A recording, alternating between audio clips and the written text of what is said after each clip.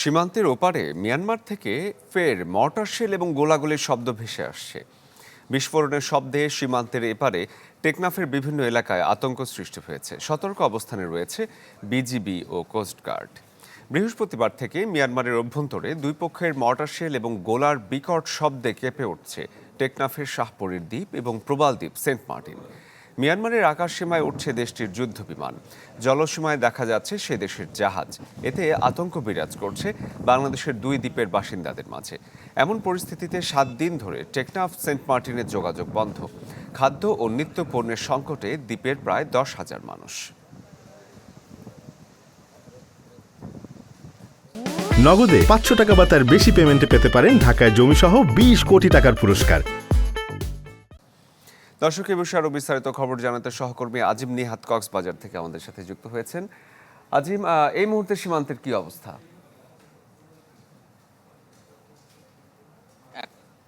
ধরে সীমান্ত পরিস্থিতি অনেকটাই শান্ত রয়েছে। বিকট কোনো শব্দ প্রায় 1 ঘন্টা ধরে শোনা যায়নি, কিন্তু তার আগেও বেশ কয়েকটি মর্টার শেল এবং ভারী অস্ত্রের শব্দ এপারে বেশি এসেছিলেন। সে কারণে সেন্ট মার্টিন দ্বীপ এবং শাহপুরের দ্বীপের যে লোকজন আছে তাদের মধ্যে অনেকটাই আতঙ্ক বিরাজ করছে। তবে আমরা এখন থেকে ঠিক 40 মিনিট আগে আরও একটি তথ্য পেয়েছি যে সেন্ট মার্টিন থেকে নতুন করে 4টি ট্রলার তারা যাত্রী বোঝাই করে কক্সবাজারের যে টেকনাফের শাহপুরের দ্বীপ রয়েছে সেই শাহপুরের দ্বীপের উদ্দেশ্যে রওনা দিয়েছে। তবে সেই ট্রলারগুলো শেষ পর্যন্ত শাহপুরের দ্বীপে নোঙর করতে পারে কিনা বা উঠতে পারে কিনা সেটি নিয়ে সংশয় রয়ে গেছে। কারণ এই সীমান্তের যে উত্তেজনাকর পরিস্থিতি সেটি 1 ঘন্টা বা আধা ঘন্টা বন্ধ থাকার পর আবারও শুরু হয়। ফলে এই ট্রলারগুলোর আসতে যেহেতু আরও সময় লাগবে, যদি মাঝখানে কোনো অবস্থা খারাপ হয় তাহলে আবারও ফেরত যেতে হবে, যেটি গতকাল এবং এরা আরও 2-3 দিন আগে যেটি বারবার চেষ্টা করার পরেও তারা যেতে পারেনি। তবে আমরা অনেকের সাথে কথা বলেছি সেন্ট মার্টিনে, তারা যেটি বলছেন যে ট্রলারগুলো সেন্ট মার্টিন থেকে রওনা দিয়েছে সেগুলো শাহপুরের দ্বীপ থেকে ওঠার সম্ভাবনা খুব বেশি রয়েছে। ফলে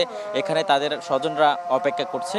এবং অন্যদিকে আমরা গতকাল বিকেল থেকে যেটি লক্ষ্য করছি যে দীর্ঘদিন শান্ত থাকার পর আবারও উত্তেজনা শুরু হওয়ার পর থেকে শাহপুরের দ্বীপ এবং সেন্ট মার্টিনের নতুন করে আতঙ্ক সৃষ্টি হয়েছে। এবং এই এলাকার মানুষজন অন্যান্য সময় থেকে আমরা যেটি দেখলাম যে সবচেয়ে ভয়াবহ যে দৃশ্যগুলো দেখা যাচ্ছে যে সাগরের একদম মাঝখানে বোমা ফেলা হচ্ছে। ফলে বিদ্রোহী গোষ্ঠী বা তাদের যে জান্তা সরকার রয়েছে দুই গ্রুপের যে বোম ফেলা হচ্ছে, অন্যদিকে জাহাজ লক্ষ্য করা যাচ্ছে, হেলিকপ্টার লক্ষ্য করা যাচ্ছে, এই বিষয়গুলোর কারণে সীমান্ত এলাকায় নতুন করে উত্তেজনাকর পরিস্থিতি তৈরি হয়েছে। এই অবস্থায় বিজিবি এবং কোস্টগার্ডের পক্ষ থেকে যদিও স্থানীয় বাসিন্দা যারা তাদেরকে নিশ্চিত করা হচ্ছে যে এই বিষয়টি যে মিয়ানমারের অভ্যন্তরীণ এই ঘটনার কোনো রেশ বাংলাদেশে তারা পড়তে দেবেন না এবং বাংলাদেশের সীমানায় তারা দক্ষভাবে অবস্থান নিয়েছে। এবং এই সময়ে যাতে কোনো ধরনের এই সুযোগে রোহিঙ্গা বা অন্য কেউ অনুপ্রবেশ করতে না পারে সেজন্যও তারা সতর্ক অবস্থায় রয়েছে। সব মিলিয়ে যা ফেব্রুয়ারিতে শুরু হওয়ার সংঘর্ষের ঘটনাগুলো সীমান্তের